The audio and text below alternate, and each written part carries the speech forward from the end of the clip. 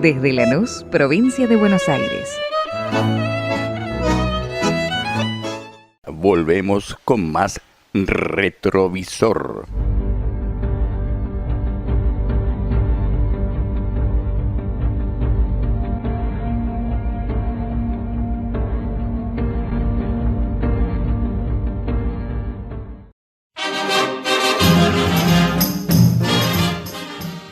Me encuentro sentado junto a la Sevilla. Van los lingeras. Las misioneras del general, como dicen las descamisadas, y donde hay una misionera, mi general, hay una mujer. No habrá ninguna. No podíamos estar sin castigo a los en un amplio salón de reuniones. a los que con su adhesión calculada Aparece esa visión, interesada, puesta austero pero muy luminoso, pero me saluda.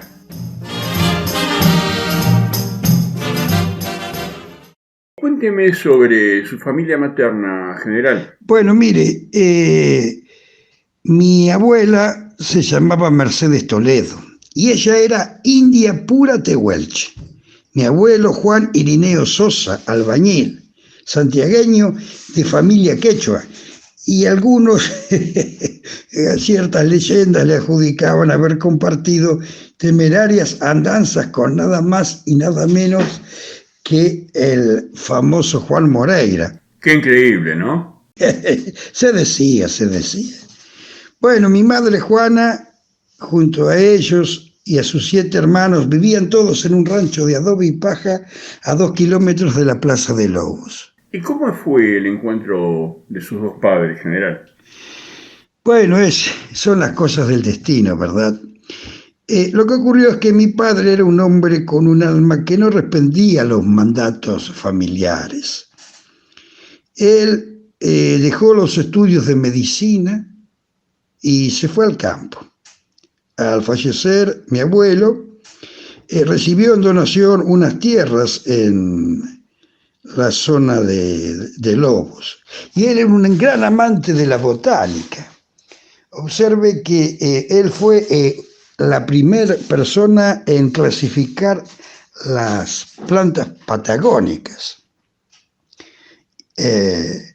Y bueno, en ese contexto fue que ellos se conocieron. Mi madre y mi abuela me contaban que ellos estaban en Lobos cuando era un fortín, y ellos estaban ahí ya.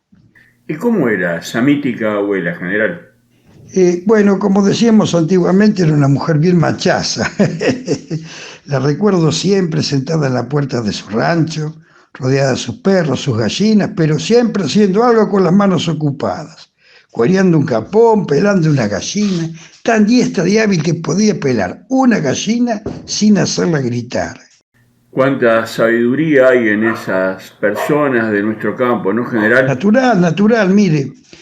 A veces nuestro pueblo me hace acordar a las gallinas de mi abuela. ¿Por qué dice eso, general? Se los puede matar, se los puede pelar, se los puede asar, hasta se los puede comer. Lo que nunca se puede hacer es obligarlos a poner huevos por la fuerza.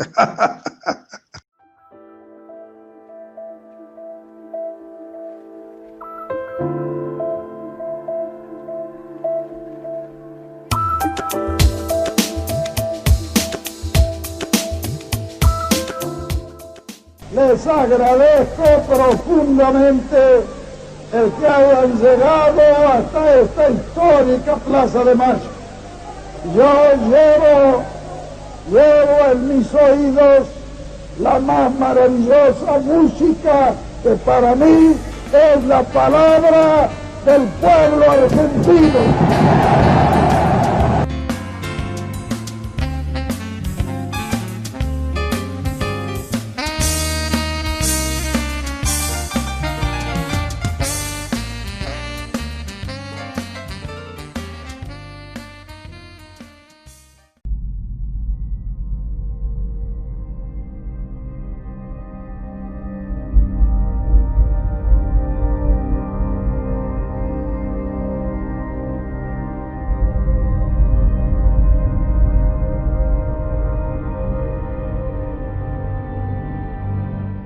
Acá en la columna de salud, doctor Ramón Carrillo en Retrovisor, un programa conducido por Enrique Juan Box en la AM 1160. Estamos presentando un nuevo capítulo de el libro de Mercia Ángels, La verdad acerca de la industria farmacéutica, y vamos a tocar un aspecto del capítulo El juego de las patentes, ampliando los monopolios.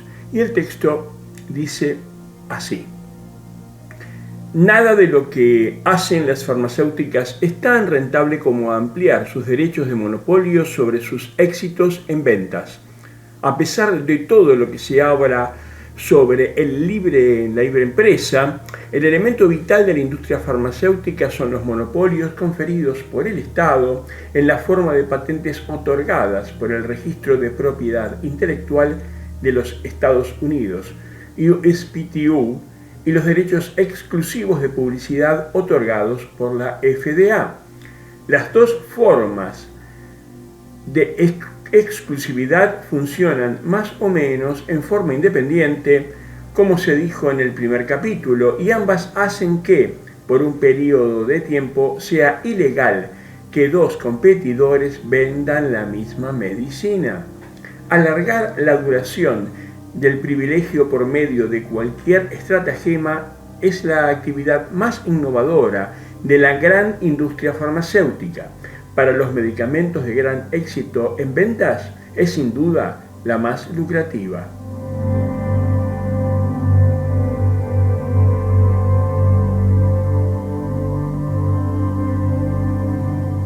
En cuanto una compañía pierde los derechos exclusivos de una droga, la FDA permite que las versiones genéricas salgan al mercado.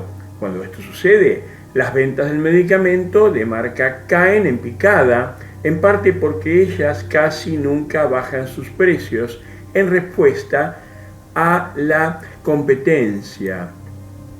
Cuando hay solo un medicamento genérico en el mercado, su precio podría no ser mucho más bajo que el de marca, porque los fabricantes de genéricos adoptan los denominados precios sombra, precios apenas más bajos que los de marca. Pero cuando más genéricos entran en el mercado, los precios bajan incluso hasta un 20% con respecto al medicamento de marca. Ya que los medicamentos pueden sustituir la droga de marca por un genérico siempre y cuando el médico no especifique lo contrario en una prescripción, esa competencia suele significar el fin de la carrera del medicamento de marca en cuestión. Para los fabricantes de grandes éxitos en ventas, medicamentos con ventas anuales de más de $1.000 millones, esto significa una pérdida de cientos de millones de dólares al año.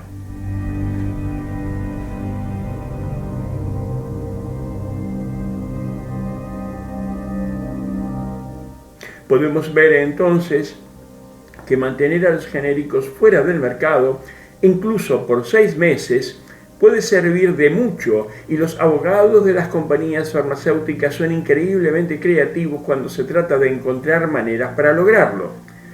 Existen entre 10 y 20 formas en que las compañías farmacéuticas usan para proteger sus productos, advirtió Roger L. Williams, director de ciencia farmacéutica de la FDA. Y el analista de la bolsa de valores, Herman K. Shah, explicó: La estrategia antigenérica de las compañías farmacéuticas probablemente haya tenido el mayor índice de ganancias entre todas las actividades empresariales que las compañías realizan en este momento. Está hablando de 2010 aproximadamente. En pocas palabras, las legiones de abogados que emplean las compañías para este propósito se ganan la vida y mucho más.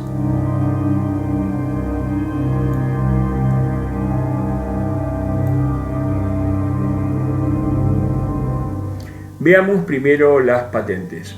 No espero que el lector sea experto en derecho de patentes, ni puedo tampoco convertirlo en uno, pero una rápida explicación puede ayudar a entender de qué forma las farmacéuticas abusan de las leyes.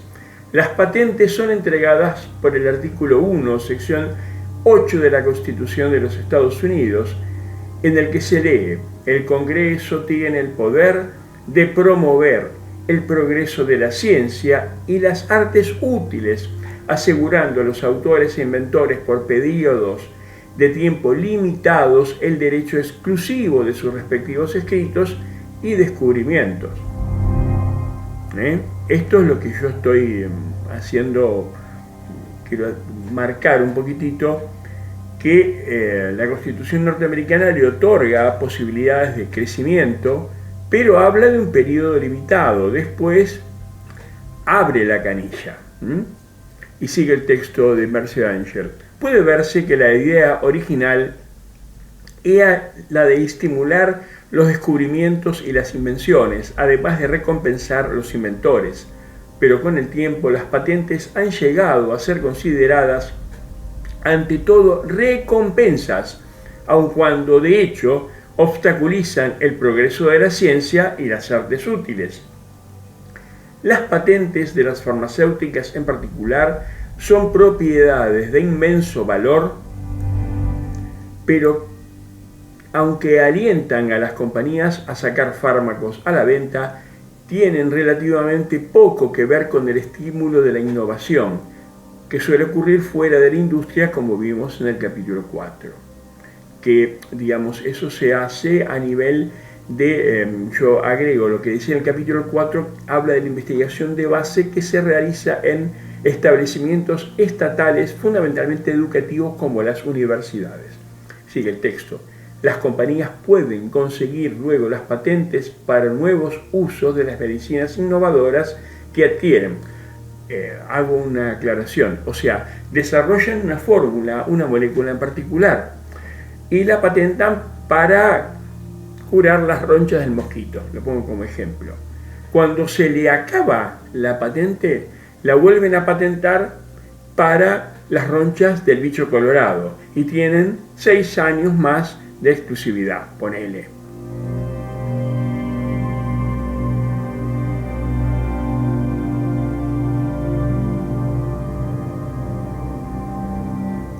Hay muchos tipos de patentes, pero el que se aplica a las medicinas de prescripción tienen un término de 20 años desde la fecha, acá está la fecha exactamente, yo había hecho 6, son 20, en que se archiva la solicitud de la USPTO. Una patente se puede aplicar a una de 4 características de un medicamento. 1. La sustancia de la droga en sí. 2. El método de uso. 3. La fórmula o el proceso de fabricarla. O sea, la fórmula y el proceso de fabricarla son 2 patentes diferenciadas también. Las patentes de sustancias cubren tan solo la composición química del ingrediente activo. Las patentes de los métodos de uso cubren la utilización de un medicamento para tratar una dolencia determinada, como puede ser la insuficiencia cardíaca o la depresión. Y se me ocurre el caso, por ejemplo, del sildenafil, que era una droga que se utilizaba para la hipertensión y se utilizó para disfunciones eréctiles, ¿no? Entonces tienen 2 patentes diferenciadas. Las patentes de las fórmulas cubren la forma física de un medicamento, que puede ser líquida o en cápsula, y el método de administración, oral o por inyección. Las patentes de los procesos cubren los métodos de fabricación. Para ser patentable, el invento debe ser útil, nuevo y no obvio. Útil significa, en un principio, lo que parece significar, que proporciona un beneficio práctico.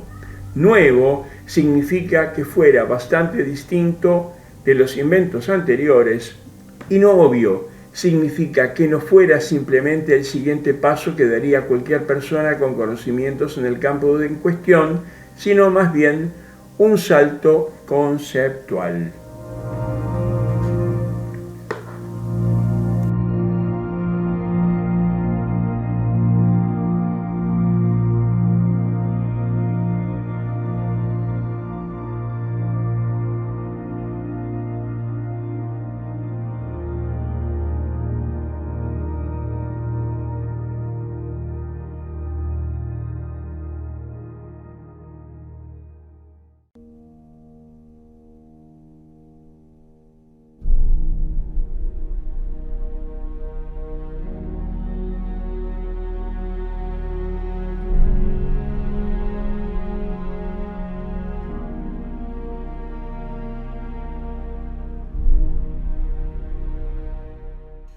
Aquella noche no hubo cócteles antes de la cena, ni vino durante ella, ni ningún plato de cerdo. El sultán, hijo de la verdadera fe, era entonces nuestro invitado. Llegó el sultán con su joven hijo, el príncipe heredero, con su gran visir y su jefe de protocolo, todos ellos vestidos espléndidamente con túnicas y chilabas de brillante seda blanca y portadores de regalos, 2 brazaletes de oro y una alta diadema de oro para mi madre. Mi padre le echó una mirada a la diadema, otra a mí de soslayo y luego me hizo un gran guiño. Era que los dos habíamos tenido la misma idea. Nos habíamos figurado a mi madre presidiendo una recepción de gala en la Casa Blanca y llevando en su cabeza aquel objeto imponente.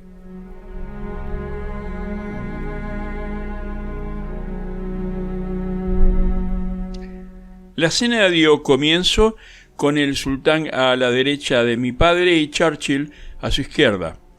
El primer ministro se mostró muy animado.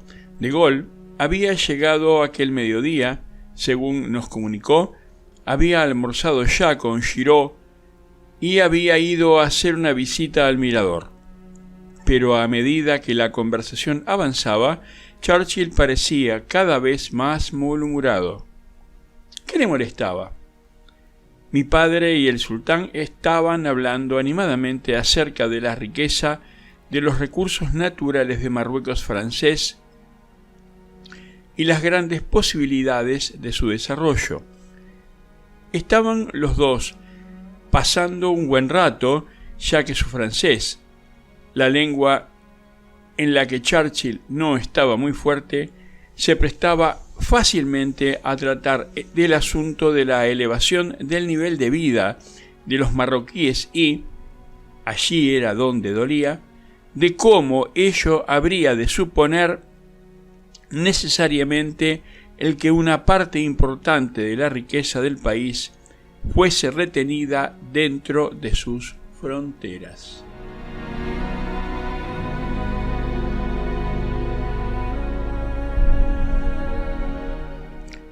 El sultán manifestó su gran deseo de obtener la mayor ayuda posible en proporcionar a su país niveles sanitarios y educativos modernos.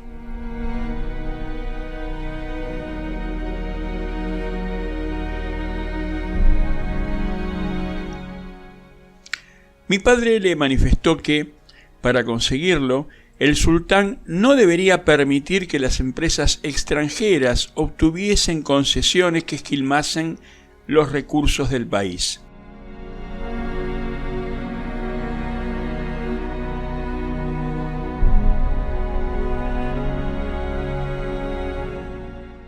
Churchill enseguida intentó desviar el curso de la conversación.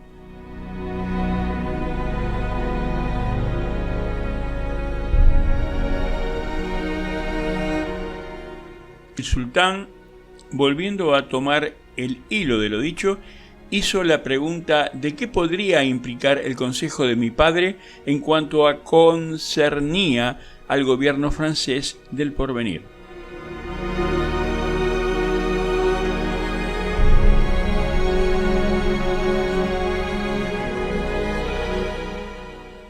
Y mi padre, jugando con el tenedor, dijo animadamente que la situación de la posguerra y la de anteguerra se diferenciarían notablemente, sin duda, sobre todo en cuanto se refiriese a la cuestión colonial.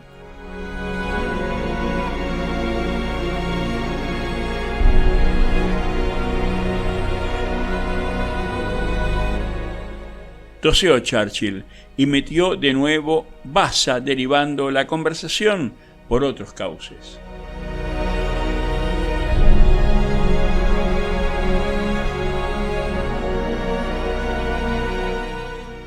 Pero el sultán, con exquisita cortesía, preguntó qué quería decir mi padre con aquello de que se diferenciarían notablemente.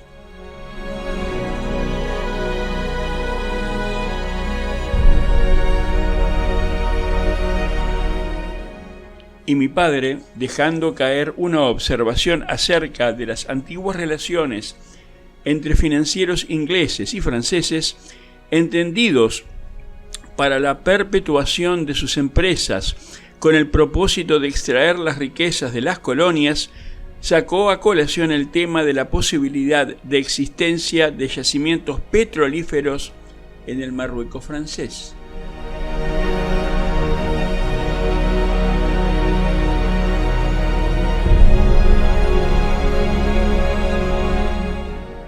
El sultán sopesó con vehemencia tal declaración y declaró que estaba del todo dispuesto a desarrollar tales posibilidades y a preservar para su país los ingresos de ello provenientes, y, luego, movió tristemente la cabeza lamentando la falta de hombres de ciencia preparados para ello y de ingenieros entre sus compatriotas, de técnicos que fueran capaces de desarrollar tales posibilidades sin ayuda extraña.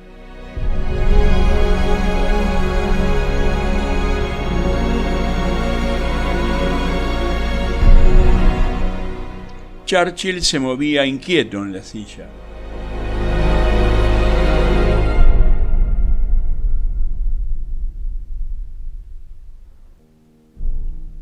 Mi padre sugirió suavemente que podría instituirse e instruirse a ingenieros y científicos marroquíes con arreglo a una especie de programa recíproco de educación con algunas de nuestras principales universidades de los Estados Unidos, por ejemplo.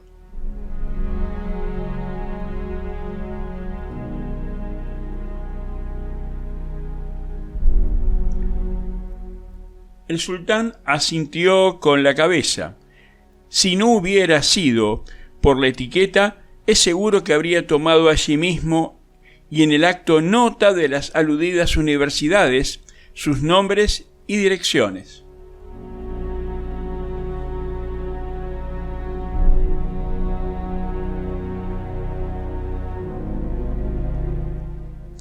Mi padre siguió con el tema, jugando con su vaso de agua, y dijo que sería cosa fácil para el sultán el contratar a ciertas casas norteamericanas, que se encargasen de poner por obra el programa de desarrollo que él concebía mediante una retribución o sobre la base de un tanto por ciento.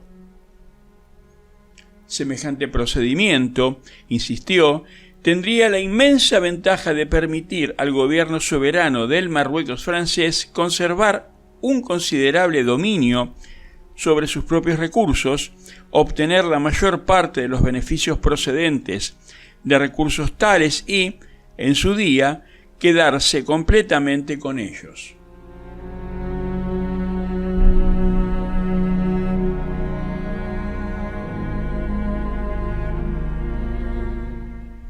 Churchill resopló y trató de no escuchar.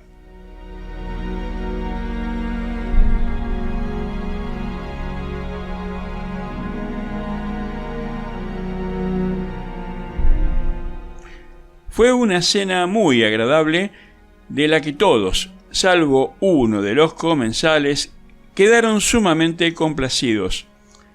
Al levantarnos de la mesa, el sultán dijo a mi padre que, en cuanto terminase la guerra, él se dirigiría a los Estados Unidos pidiéndoles ayuda para el desenvolvimiento de su tierra.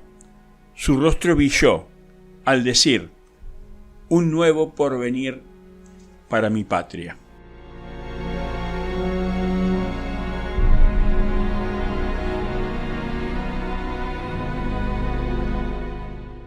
Enfurruñado y mordiendo su cigarro, el primer ministro de Gran Bretaña salió detrás del sultán del comedor de la villa.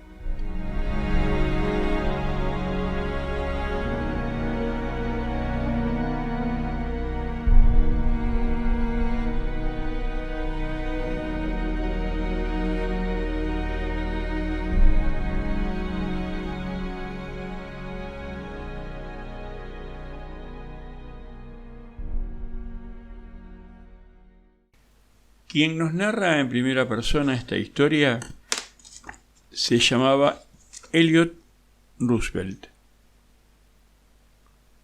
Y el padre de él se llamó Franklin Delano Roosevelt, quien fue el gran presidente norteamericano que se llevó puesta la Segunda Guerra Mundial desde el lado norteamericano.